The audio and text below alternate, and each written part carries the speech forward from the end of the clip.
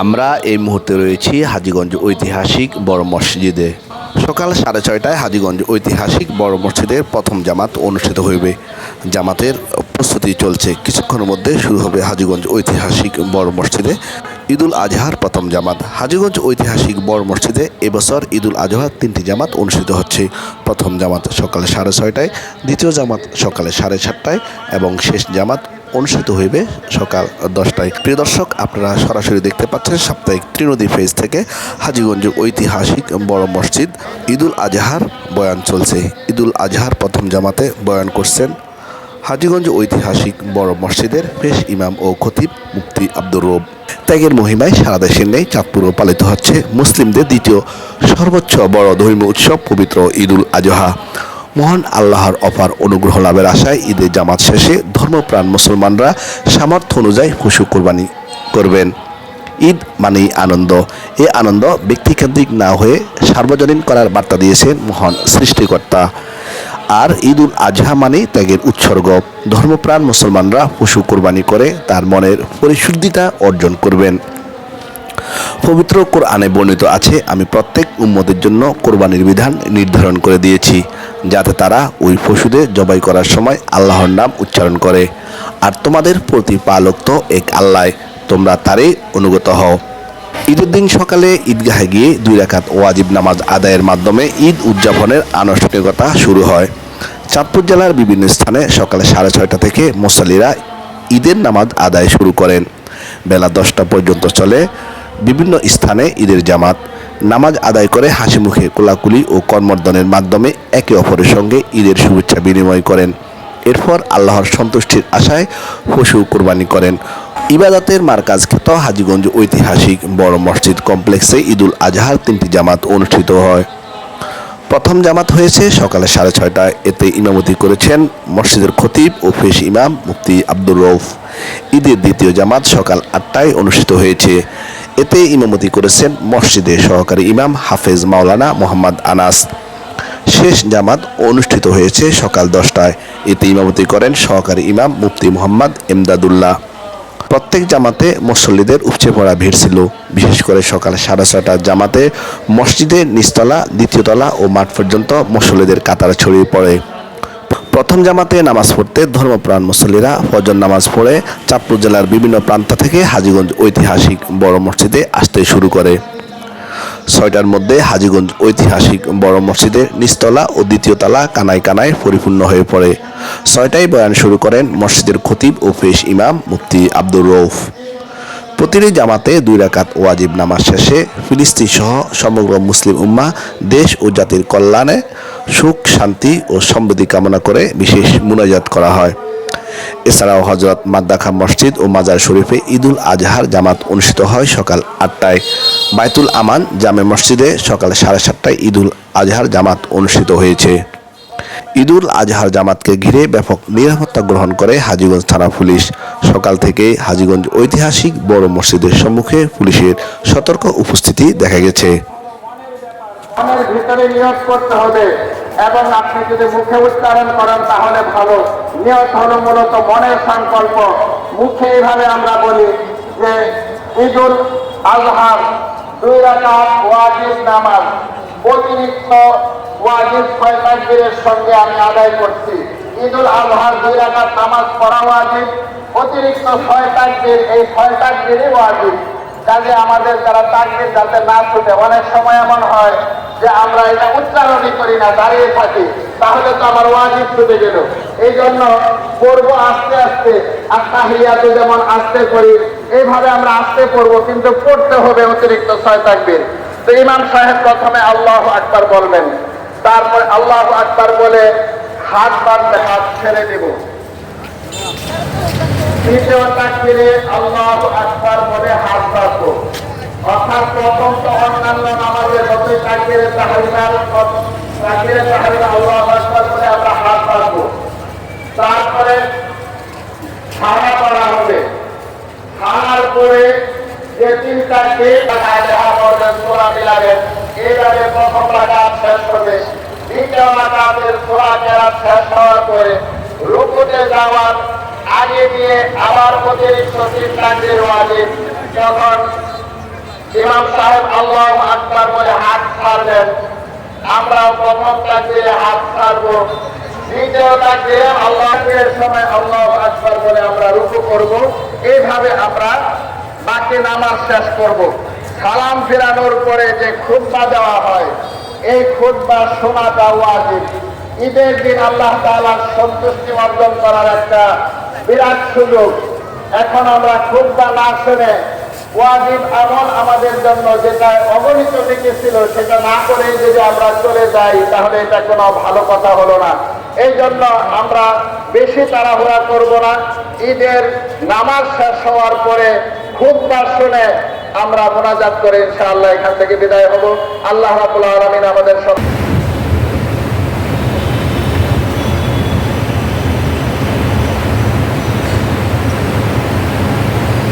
الله أكبر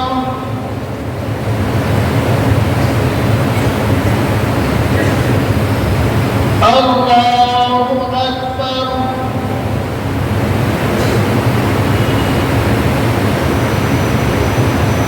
الله أكبر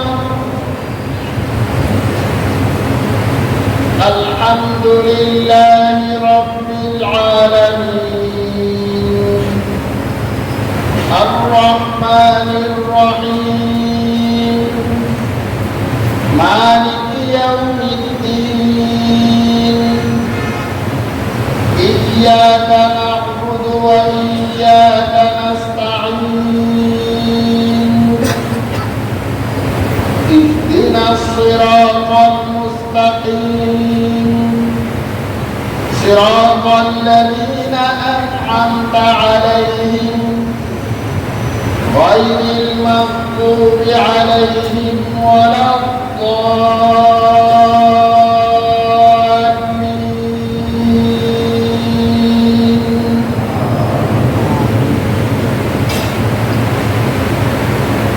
واتل عليهم نبأ ابني آدم بالحق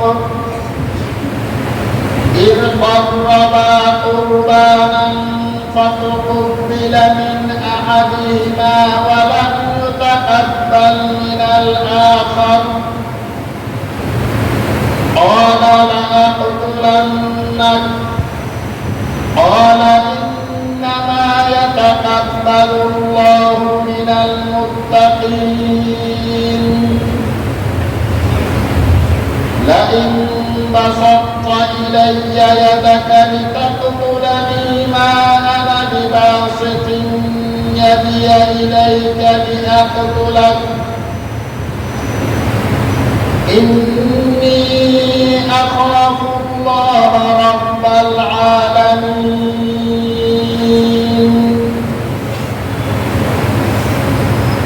إني أريد أن تبوء بإثمي وإثمك فتكون من أصحاب النار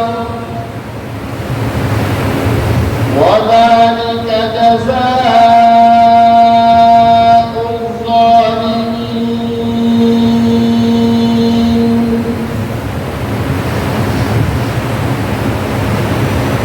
الله أكبر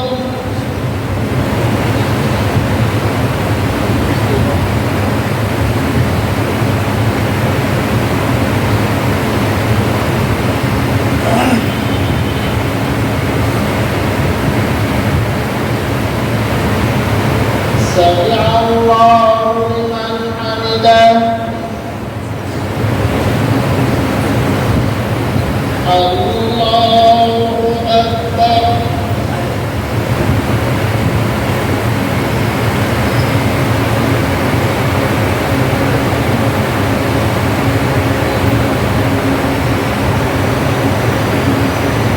الله أكبر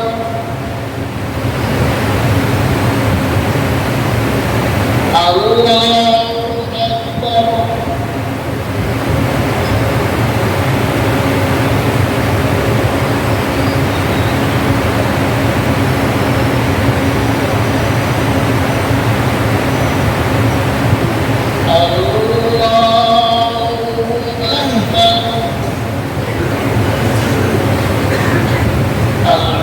لله رب العالمين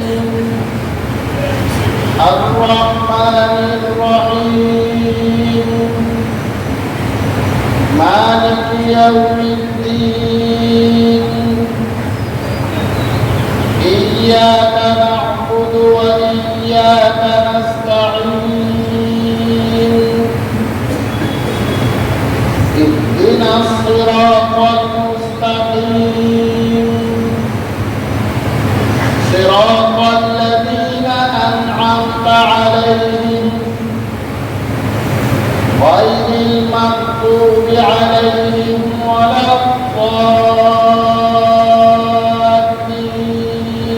الضالين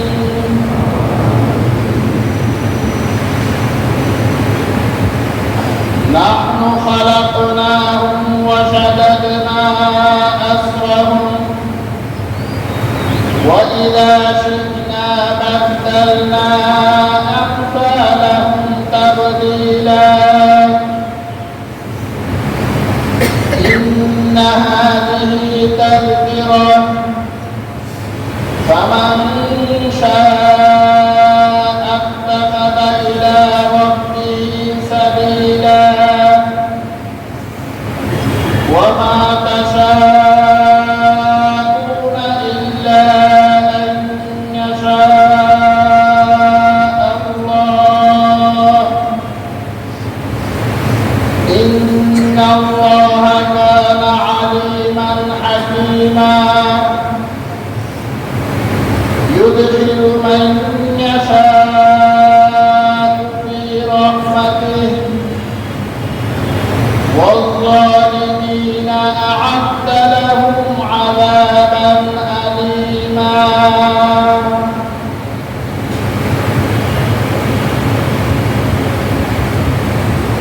الله أكبر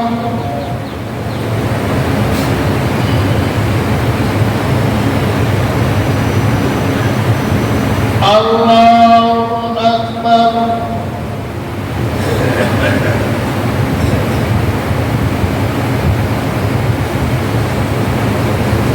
الله أكبر الله أكبر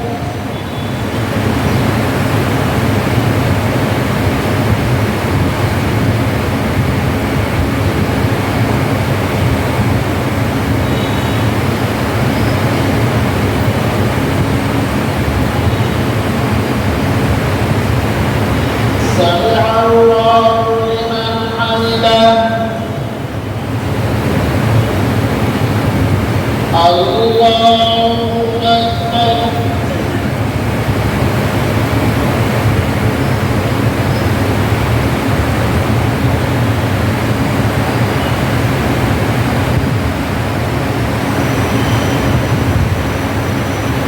الله أكبر